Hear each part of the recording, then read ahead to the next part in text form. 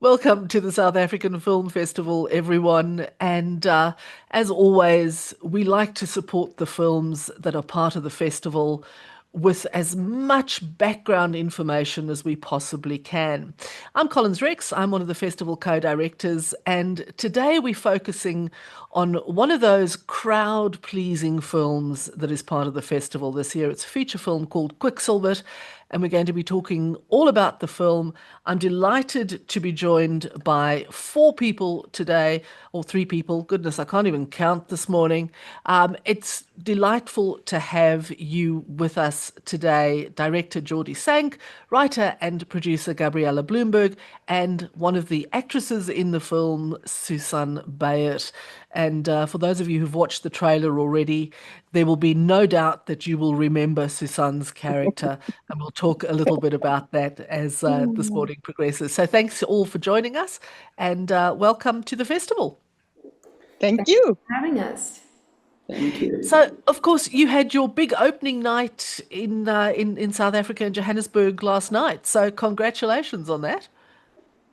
Thank you. And we actually also had a phenomenal sold out screening in Hermanus that Susanne attended with a lot of the other cast, and it looked like a phenomenal opening as well there.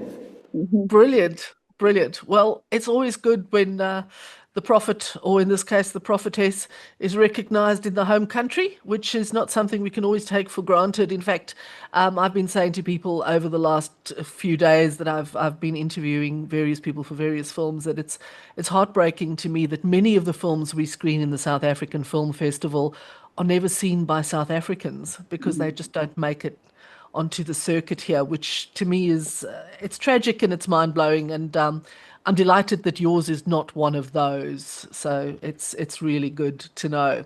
So let's get straight into it, shall we? So starting with you, Jordy and Gabriella, your previous works, films like I'm Here and Leemtes en Leegheid, also center on older protagonists, just as Kwiksilwers does. What is it that draws you to stories about aging? And how does Kwiksilwers continue or diverge from this exploration? So I think, Gabi and I have been very blessed to work with a lot of people who are much older in their years. The documentary that you mentioned starred 98-year-old Holocaust survivor Ella Blumenthal, and we were just blown away by her absolute resilience and zest for life. And then similarly, on our short film Leemtes en Leegheid, we were blown away by Lida Botha, who played the main role alongside her husband.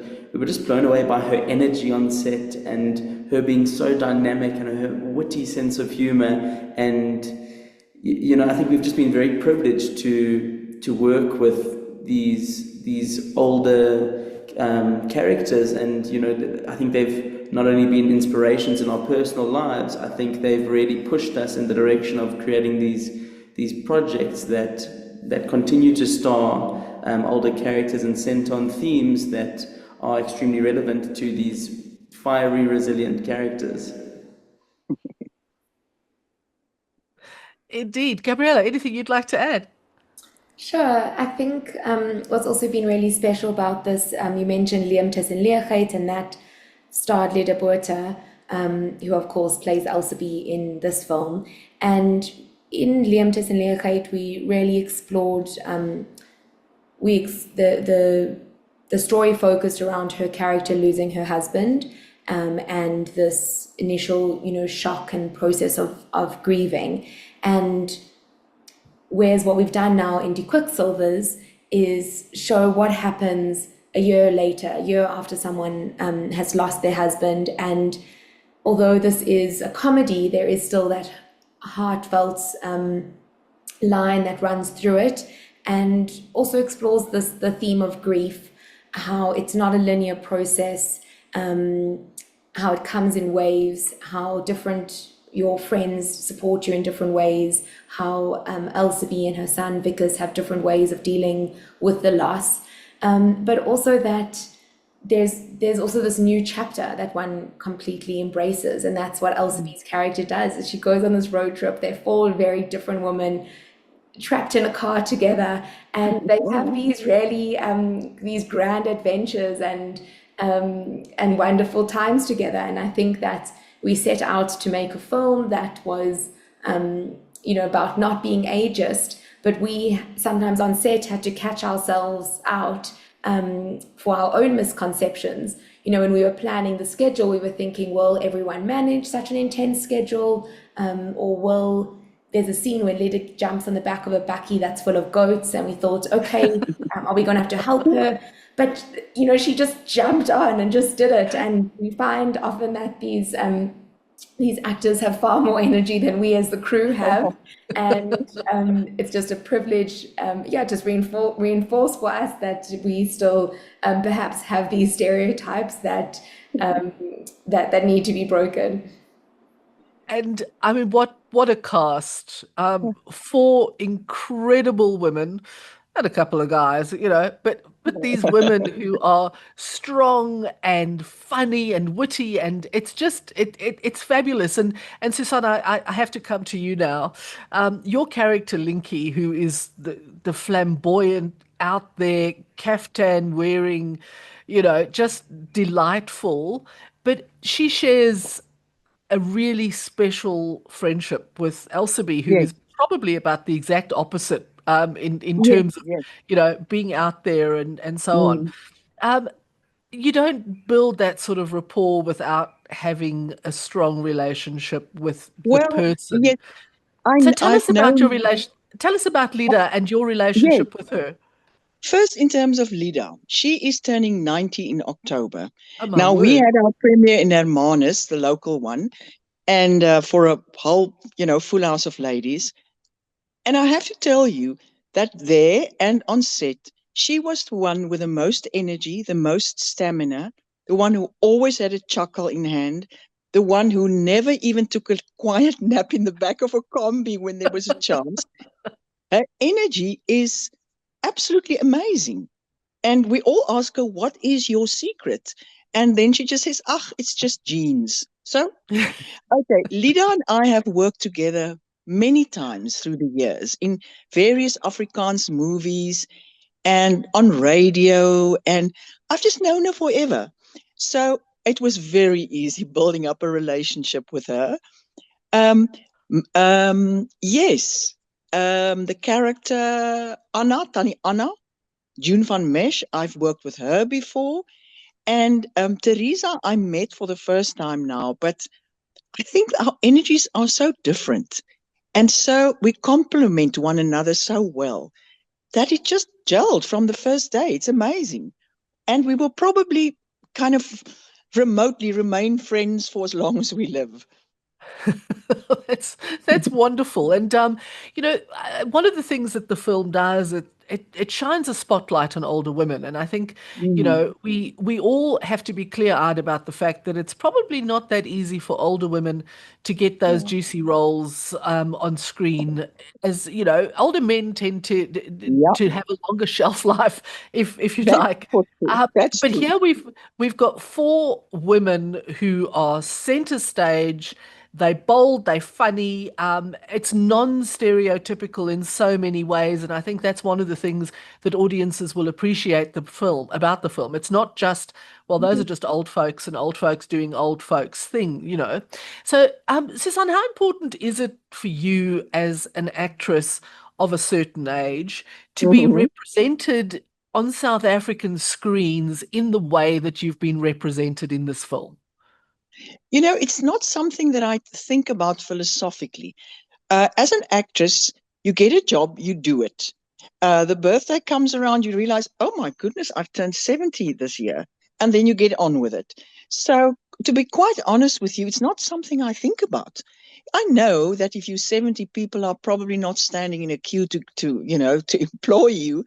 But while I've still got energy and while I still love my job. I'm sort of all for whatever, whether it's in the Karoo, in a broken down car, or in fact, I love location work. I love it. I love it because I see parts of the country that I never would see otherwise. Well, that's wonderful. And hearing you talk about the location and the fact that you were in a broken down car in the Karoo, one of the other films that we have as part of the festival is a short film called The Last Ranger. And I had a conversation with the exact opposite side of the spectrum in terms of actresses, with the actress from that film who's now 14, and she was just over Wow. 11 when she made the film. And I see, in that youngster, the progression of a really long and exciting career, and there's no reason why older actors and actresses can't have the great roles, and I think you've proved it in this film. But of course, the film isn't just funny, and it is funny, but it's Mm. not just the comedy. So, Jordy, Gabriella, and Susanne, when we look at this combination of themes of loss and aging with this underlying humorous narrative, how did you navigate maintaining that light-heartedness in the film while addressing what are actually quite profound subjects? I think, yeah, I think for us, one thing that we found when in the writing process and when trying to do, it is a very delicate dance to balance the comedy and the heart of the film. But one thing that we actually found was that, it's a fantastic, comedy is a fantastic way to explore grief. Just because, as Gabi said earlier, grief is not linear, it comes in waves, and I think what we realized as filmmakers is that when you're doing a comedy, for people to laugh and open themselves up and just fall in love with these characters, then when you get to the sadder or the more intense parts, you find your way, getting into their heart because they've really let their guard down and been able to laugh with these characters, that then they find that they're actually able to cry with these characters as well. So it was really, I think it was profound for us as writers, directors, producers, just working in this kind of new medium for us. I just want to add something. As an actress, if you get a script as clear, with such clear decisions and everything so thought through, it is just so easy to do it because it's there, it's in the script. So I think it all starts and ends with a script, Jordy. So you and Gabby, congratulations. And Marista, of course. And yeah, I just wanted to jump in there, Collins, just to mention that the script was co-written by Jordy, myself, and Marista van Eerden. And we really did take quite a lot of time to get the script to that final draft. We started off with writers' rooms. We also had another writer, Carla Smith, who's also a very, very strong comedy writer, in those initial sessions. And that was where we just brainstormed, threw together stories. We'd spoken to people who've been on similar road trips, and we got their stories in. And then we kind of put our filmmakers' hats on, our writer hats, and looked at each character and saw that each character has a character arc, and where they end up at the end of the film isn't where they started at the beginning. And how do these four characters intermingle in a way that they sometimes are obstacles for each other and sometimes help each other within that arc. So I think that was what was really special about this film, was looking at it as an ensemble cast, and not just as Elsabe as the lead character, even though it's her kind of main story that sets us all off. But all of these four women and the son Vickers, how each of them have an arc in the story. And you mentioned Marista. I'm quite intrigued. Obviously, Gabriella, you're English speaking, Jordy, as are you, Marista not. But what is it that drew you to an Afrikaans script? I mean, you could have made the same film in English, right? Why did you go the Afrikaans route? So it really started off with Silver Skem Fierce, which is the festival run by CakeNet. A cinematographer that we worked with in the past said to us, you have to enter this competition. It's just such a phenomenal opportunity for emerging filmmakers. And we entered, and with Lemtes and Neerget we got in. But what we found is that it was just such a phenomenal incubation process. And I think CakeNet and Silver Skin Fierce are one of the, it's like almost one of the very few opportunities we have on South African soil to allow emerging filmmakers the space to grow and to let their voices be heard. So, through that experience, we formed quite a close bond with the team at CakeNet. So when there was an opportunity to pitch further projects, we took that opportunity with both hands, and they really fell in love with this story. So we're very grateful for this trajectory. And I think also something else that Gabi and I really found is working with Marista on the script is the Afrikaans language is just, it's so full of nuance, and it's just so wonderful. Often we'd write dialogue in English, and it would be meh, it would be like okay, but the moment you translate it into Afrikaans, it had this new life to it, and some of the dialogue just like, it was so much funnier in Afrikaans. So it's been a real learning experience for me and Gabi, but yeah, we found this newfound love for the language and culture. Great. We're thankful. I'm sure you are. I'm not that you couldn't have played it in English, but Afrikaans is that sort of language, right? I mean, Yes. it's when it's funny, it's funny. Yeah. It's It's just got a really kick to funny. it. It's got a kick to it. And it's funny, as an actress also, it's almost like your attack on a role changes, whether it's in Afrikaans or English. And I'm afraid I probably am an Afrikaans actress. I don't see myself really, maybe, but yeah, it'll be a bit more challenging. Yeah. Now, Afrikaans is lekker. The ex-South Africans will know it. It's lekker. I think everybody knows the word lekker. Yeah. It's Baie become lekker. one of those words that we all know. I mean, Yeah. and while we're sort of talking about the language and the script, and you've all talked about the fact that the script is there and it's tight and it kind of gives everything that everyone wants. But I do believe that there was a bit of ad-libbing allowed as well, and possibly even encouraged. So is there a particularly memorable moment that you can recall, Susanne, and Gabby and Jordy, where you deviated completely from the script and that made it particularly funny, or where you were all, we want to see the blooper tapes at the end of it? Gee, I can't remember that scene where I lift my shirt and I said, "Oh, look at my bikini tan." I can't remember if it was in the script or not. And then the other one right at the end where I asked one of the characters to please hold my little souvenirkie for me.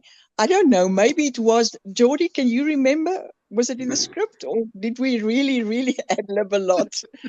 Yeah, no, there was a lot of ad-libbing, Susanne. I think the last one that you mentioned was ad-libbed, but there were amazing moments where, there were some moments of the script where we wanted, to stay true to the story, but I think there were a lot of moments where we just let the actresses, run wild, let their imaginations run wild. And I think, in particular, there's two scenes that I can think of. The one is after the sheep, trying to set the sheep free, when you were in the car and they start teasing you about the sheep. That was, that was kind of subtly written in the script, but we allowed the actresses to really like tease you in their own way, and it just played so much funnier on screen because it kind of had its own twang. And then the other moment the other moments that I can think of is, I think in particular June van Merch, there were certain lines of dialogue where she would just give us like 100 different versions of like a line of dialogue, and it became very difficult for us in the edit because we had to choose like only one of the 100. So no, it was a privilege to just stand back and watch these veteran actresses really enjoy themselves and breathe life into the story. I think, And being let loose on a set. I think there's also, just to add, one of the scenes I think Jordy's referring to is when when there's the Yoda tattoo, and June Van Merch then just gave like a few different options of what the Yoda tattoo reminded her of. And I think that the one we kept in the script was Pia Burta and a gargoyle. And there's also the scene when everyone is taking photos with the motorbikes, and all the actresses were just, you know, shouting out things. And I think it's a difficult kind of line to navigate, because sometimes on set, because you obviously shoot out of continuity, it can be quite easy as the filmmakers and also as the actors to get a little bit lost of where are you in the story. And I think that's where one has to then be a bit wary of too much ad-lib, because you don't want people to get too lost in the moment and not really realize where they are in the script. But I think what was truly amazing with this cast was that I found that there really was a vested interest in the script, and everyone knew where in the story we were, even if we were shooting the end closer to the beginning of the shoot. So I think that's why there was opportunity to play, because everyone was really conscious of where we were in the story. Yes, that was a privilege. Guys, it's been absolutely wonderful talking to you.